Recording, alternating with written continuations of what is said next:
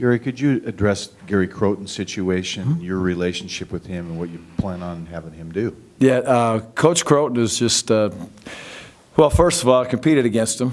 Some good days, some bad days. You know, obviously in that rivalry of the Utah-BYU rivalry, had some great teams there. I have a ton of respect for Coach Crowton, and you know, if we have an opportunity to have somebody come in, whether it may be spring ball, whether it may be in the off season, happens to be during the season at this point in time, and just kind of be with us and be with us on our staff, you know, I don't know, consultant, whatever you want to call it, as you go through there. He's got some time on his hands. He's excited about the opportunity to be around a football program, and it's just great for us to have him be with us. So it's another really experienced coach that is great to be around, and he wants to be here and be part of it for as long as, I don't know how long that time frame is. He may be here for 10 days, and he may be here for, you know, another 6 weeks, 7 weeks, 8 weeks. I don't know exactly, but I want him to be here as long as he feels comfortable,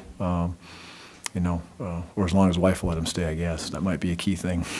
Is it valuable sometimes to bring in kind of a fresh set of eyes? Is that a little bit, I mean, he's looked at everything you've done to this point, and whether it's 6 days or the rest of the year, a guy that can just take a look almost with an objective view, here's what he sees, and that's of value to you? Yeah, that's always of value to me. Again, I will always ask somebody to come in a couple times a year and just give 4 days, and sometimes it's a head coach, and I'll ask them to evaluate me and see how I am around the kids. But I don't want to bring somebody in that's just going to say, yeah, everything's great. You know, that's the last thing I want. I want somebody that's going to come in and look at me and say, I know that's how you do it, Gary, but you know, I would do it this way, or I see this or that. And you know, that's part of it with Coach Crowton. He does have such a great knowledge base. That's important. But secondly, it's just, you know, he wants to be here, and he wants to help. And I think it's pretty cool that he just wants to come out and be part of us, and we're lucky to have him. But he has extensive knowledge, and